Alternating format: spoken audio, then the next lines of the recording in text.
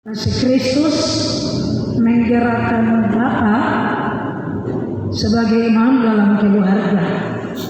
Jadi yang menggerakkan Bapa sebagai imam dalam keluarga adalah kasih Kristus. Kasih Kristus itu menjadi dasar. Dengan demikian karakter Bapa adalah karakter Kristus. Tanggung jawab Bapa sebagai imam adalah juga berdasarkan karakter Kristus. Dengan subtema di hari ulang tahun PKB yang ke-41 tahun, hendaklah bapak-bapak hidup sederhana, terhormat, bijaksana, sehat dalam iman, sehati sepikir dalam kasih, dan dalam ketekunan dan dalam melayani Tuhan Yesus. Jadi dia mencakup bagian firman Tuhan pada ayatnya yang kedua. Bagian firman Tuhan pada ayatnya yang kedua. Persekutuan kaum bapak Jemaat GKI Ebenezer Vanili yang berbahagia, juga kita sekalian yang hadir bersama dengan bapak-bapak dalam rasa syukur mereka. Jemaat di Pulau Kreta adalah jemaat yang baru bertumbuh. Jemaat yang baru bertumbuh. Sehingga dalam perjalanan pelayanan Paulus dan Titus di Asia Kecil, Paulus meninggalkan Titus di Pulau Kreta untuk Titus membantu jemaat ini karena jemaat ini baru bertumbuh. Ya, di situ dia mengajarkan, menasihati bagaimana cara hidup sebagai orang Kristen, sebagai orang percaya, tetapi juga membimbing jemaat karena di situ baru bertumbuh. Jadi ada pemilihan di situ, penatua, diaken untuk tugas tanggung jawab pelayanan di Pulau Kreta di jemaat yang baru bertumbuh. Nah, bagian firman Tuhan ini bapak-bapak mengangkatnya di usia 41 tahun. Sehingga dengan demikian bapak-bapak bukan baru jadi persekutuan kaum bapak, tetapi kemudian memakai bagian ini juga menjadi dasar dalam rasa syukur bapak-bapak. Tentunya bapak-bapak memakai firman Tuhan ini untuk membimbing, menjadi petunjuk, menjadi arahan, menjadi nasihat juga di usia 41 tahun dalam Jemaat Ebenezer. Persekutuan kaum bapak bukan baru bertumbuh, tapi sudah usia 41 tahun. Bahkan bapak-bapak yang hadir di sini sudah lebih usia 41 tahun. Pribadi ya, bukan persekutuan.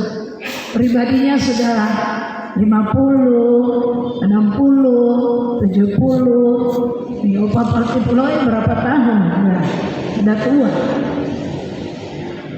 Sehingga seharusnya ini sudah menjiwai ya. Sudah menjiwai karena usianya 41 tahun persekutuan ini. Persekutuan kaum bapak yang bersukacita, yang diberkati Tuhan kita sekalian, persekutuan pengucapan syukur.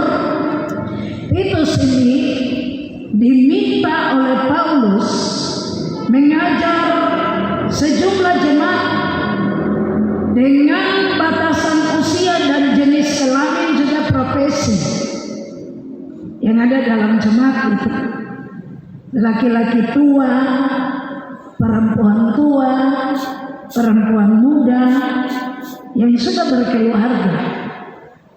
orang-orang muda, hamba-hamba tentang cara hidup yang pantas, cara hidup yang pantas sebagai umat Allah.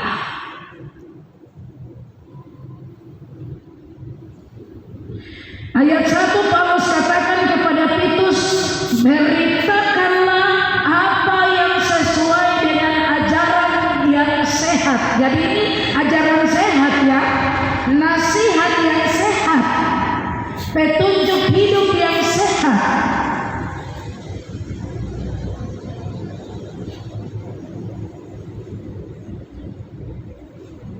Ini nasihat khusus dikatakan dalam firman Tuhan ini bagi laki-laki tua, artinya kepala keluarga, seorang laki-laki yang dituakan dalam rumah tangga atau dalam suatu komunitas, bapak-bapak, bukan yang tua tapi juga bapak-bapak, dalam pengertian usia.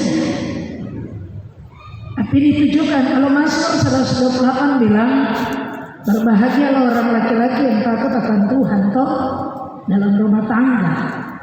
Rumah tangga itu akan diberkati karena orang laki-laki dalam rumah tangga itu takut Tuhan.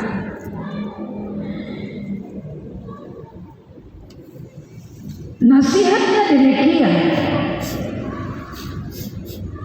Laki-laki yang tua hendaklah hidup sederhana, terhormat, bijaksana, sehat dalam iman, dalam kasih, dan dalam ketekunan. Itu nasihatnya, itu petunjuknya.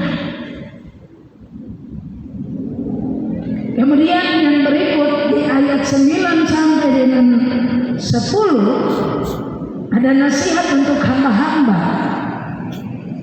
Demikian, hamba-hamba hendaklah taat kepada tuannya dalam segala hal dan berkenan kepada mereka.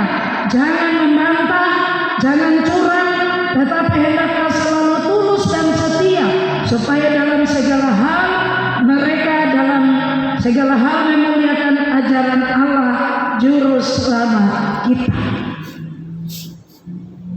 Jadi nasihat untuk bapak-bapak, nasihat juga untuk hamba-hamba. Hamba-hamba di sini adalah badan pelayan, majelis jemaat laki-laki, kami pendeta. Dalam skop PKB ya, dalam skop PKB ya, ada pendeta laki-laki di situ, ada majelis laki-laki di situ, ada badan pelayan PKB.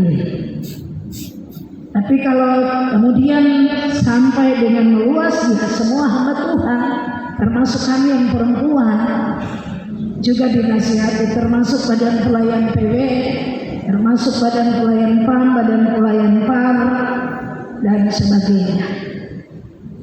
Itu semua dinasihati sebagai hamba-hamba.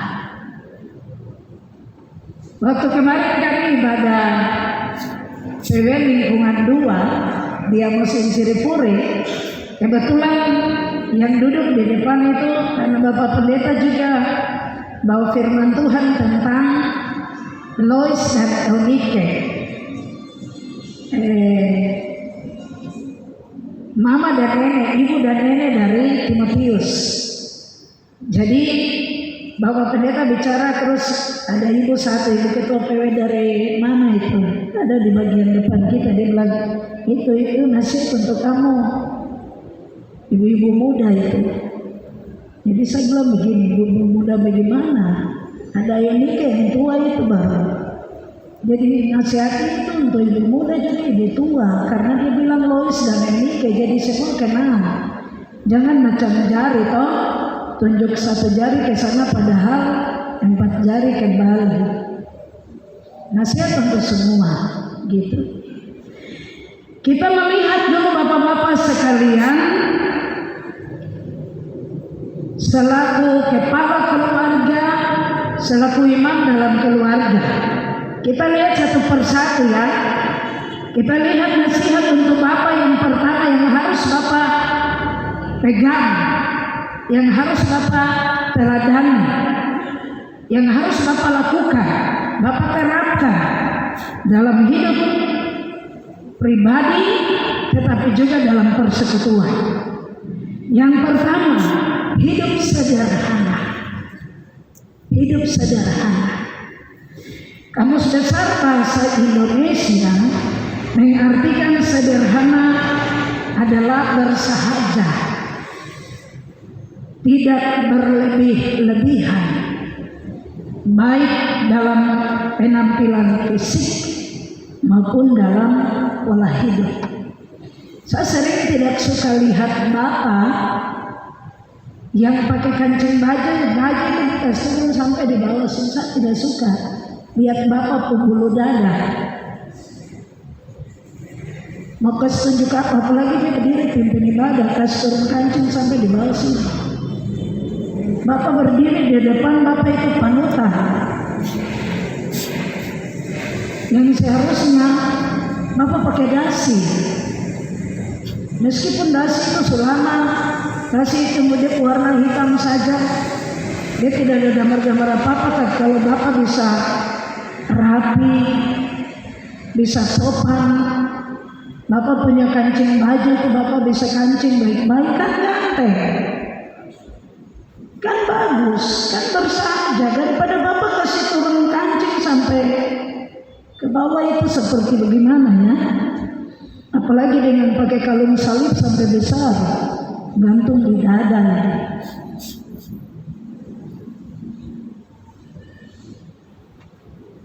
Di sini dibilang hidup sederhana itu tidak berlebih-lebihan dalam penampilan fisik, biasa saja, gitu. Pola hidup juga, pola hidup, pola makan, ya, pola hidup sehat yang sederhana, tidak berlebihan. Itu nasihat yang pertama. Karena Bapak bersahaja, kan Bapak terhormat, Bapak sebagai pemimpin. Jadi menjadi pemimpin yang bersahaja, menjadi pemimpin yang bisa menjadi panutan. Nah, bagaimana kalau pemimpin itu orang laki-laki berdiri depan dengan keadaan yang kurang bagus, itu mau jadi contoh bagaimana? Yang kedua, Bapak itu harus hidup terhormat. Bapak itu harus hidup terhormat. Bapak itu ibarat tiang pintu depan rumah keluarga. Lambang kehormatan keluarga ada di Bapak toh. Nama istri, nama besar istri, fak anak-anak terbawa dari siapa? Bapak toh. Kalau kami di Rendani tuh, mereka bilang ibadah di Ibu Ronsumre. Saya bilang, itu bukan Ibu Ronsumre, itu dia suami. Tapi memang sudah terbawa begitu. Yang pimpin ibadah Ibu Ronsumre tidak ada penama bujang. Yang pimpin ibadah kasih masuk nama, tapi memang sudah terbawa itu. Ketika sudah berumah tangga, nama besar Bapak itu ada di istri juga, menyandang itu. Sehingga kalau Bapak tidak terhormat bagaimana? Maksudnya, apalagi Bapak tidur di pinggir jalan, apalagi Bapak ada melakukan hal-hal yang jahat, Bapak ada korupsi, nama keluarga itu tercoreng, terbawa, malu juga terbawa. Kenapa? Ibu anak-anak dikenal dari Bapak. Bapak pun nama besar Indom Pikul. Jadi kehormatan Bapak menjadi kehormatan keluarga. Seorang Bapak tidak hidup terhormat, berarti dia mencoreng nama keluarga. Yang ketiga, hidup bijaksana. Bijaksana adalah sikap seseorang yang selalu bertindak berdasarkan akal sehat dan logis, berhikmat, sehingga dapat mengambil keputusan yang tepat dalam menghadapi setiap keadaan dan peristiwa, atau mengambil keputusan yang tepat dalam setiap masalah yang dihadapi. Jadi Bapak tidak bisa lari dari masalah. Bapak harus memecahkan masalah. Bapak harus memberikan solusi. Ciri-ciri orang bijaksana: berpikir sebelum bicara, bersikap adil dan tidak egois. Jangan sampai Bapak lebih mengasihi anak yang ini daripada anak yang itu. Bapak buat perbedaan, mengasihi anak-anak dalam rumah. Teguh pada pendirian, tidak mudah berubah. Selalu mencoba memahami orang lain, menerima orang lain apa adanya. Kemudian ciri-ciri orang bijaksana yang terakhir, tidak bertindak impulsif atau bertindak sesuai insting, memiliki tujuan. Saya kerja ini untuk apa? Target saya ke depan ini.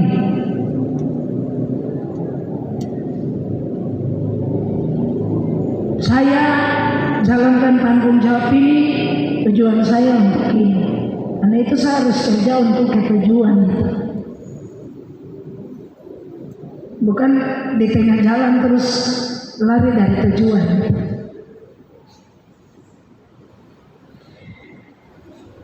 Yang keempat dan seterusnya kembali, dia berbicara tentang sehat. Dia berbicara tentang sehat. Jadi ini ada 3 sehat di sini. Sehat dalam iman, sehat dalam kasih, sehat dalam ketekunan. Ada 3 sehat di sini. Yang pertama kita lihat itu bagian 4, sehat dalam iman. Sehat dalam iman. Lawan sehat, Bapak-bapak, lawan sehat, lawannya kata sehat, sakit.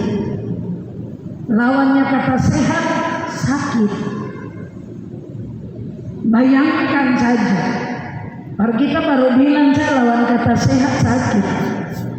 Bayangkan saja kalau iman Bapak sakit.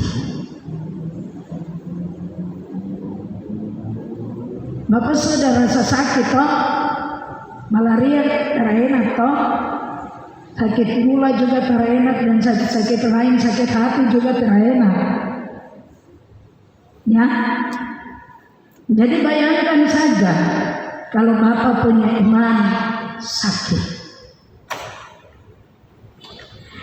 Apa jadinya kehidupan Bapak? Apa jadinya kehidupan rohani Bapak kalau iman Bapak sakit? Bagian ini saja kalau bawa renungan dengarkan tuh panjang sekali. Jika iman Bapak sakit, Bapak hilang harapan, Bapak hilang percaya, Bapak kehilangan persekutuan hidup dengan Tuhan dan sesama. Bapak hilang arah, Bapak hanya mengandalkan kekuatan sendiri. Bapak seperti rumah yang didirikan di atas pasir. Bapak jadi orang fasik yang seperti sekam, angin tiup kemana-mana.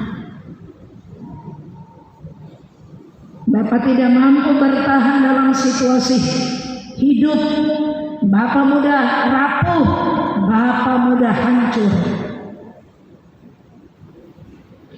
Jika iman Bapa sehat, maka sehatlah seluruh jasmani dan rohani terutama. Jika iman Bapa sakit, bisa jadi iman rumah tanggamu juga sakit. Kalau Bapa sudah tidak tahu mencari Tuhan, kalau Bapa sudah tidak tahu mencari Tuhan, kalau Bapa sudah tidak pergi pada PKB, kalau Bapa sudah tidak pergi pada rayaan, Bapa tidak datang duduk di gereja hari Minggu, kalau Bapa tidak mau melayani, berarti iman Bapa sakit.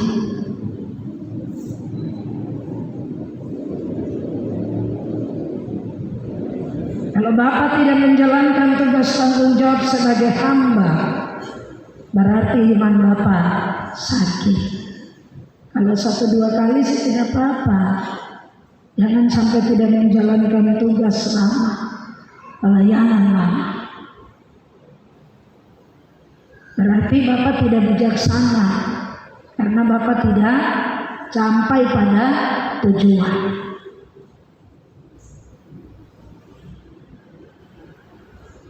Yang kelima, sehat yang berikut yaitu sehat dalam kasih. 1 Yohanes 4 ayat 8 berkata, barang siapa tidak mengasihi, ia tidak mengenal Allah, sebab Allah adalah kasih. Bagian kalimat ini saja bisa jadi perenungan untuk kita.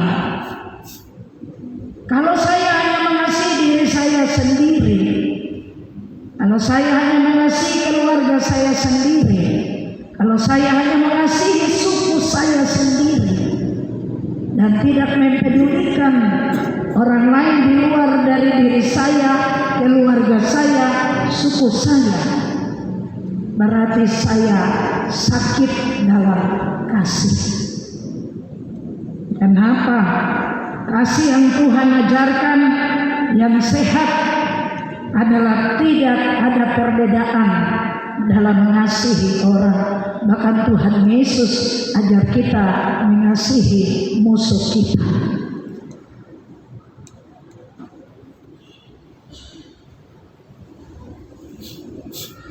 Yang keenam, sehat dalam ketekunan. Dalam Kamus Besar Bahasa Indonesia, ketekunan artinya berkeras hati dan sungguh-sungguh. Berkeras hati dan sungguh-sungguh. Kalau sudah di situ, tidak berpindah-pindah. Kerja itu terus sampai selesai. Bertekun.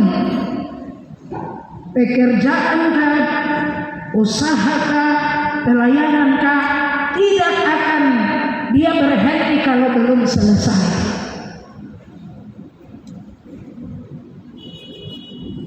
Tidak akan berhenti kalau belum selesai. Keputusan dan ketetapan hati yang kuat untuk bersungguh-sungguh, rajin dan tuntas dalam melakukan apapun. Nah, ini termasuk lagi bagian-bagian bijaksana tadi. Sampai di tujuan. Jangan pelayanan belum berakhir, kita sudah hilang. Satu saat bukan hilang dalam pengertian meninggal ya, tapi hilang karena tidak menjalankan tugas tanggung jawab. Jadi sesuai dengan tema dan subtema Bapak-bapak dalam perayaan ibadah saat ini, di subtema Bapak-bapak ini bagian dari komitmennya. Bagian dari komitmen di ulang tahun yang ke-41 ini, Bapak-bapak ingin hidup, hendaklah hidup sederhana, terhormat, bijaksana, sampai tadi sehat dalam ketekunan. Jadi itu nasihat untuk semua, nasihat untuk anggota, nasihat untuk badan pelayan, nasihat untuk semua PKB tapi juga nasihat untuk saya dan kita semua yang hadir saat ini. Pertama untuk Bapak-Bapak, kiranya firman Tuhan ini Bapak-Bapak pegang teguh dalam menjalani kehidupan sebagai kepala keluarga, sebagai imam dalam keluarga, tapi juga sebagai orang Kristen dan hamba-hamba yang bekerja di kebun anggur Tuhan. Tuhan berkati kita dengan firman. Amin.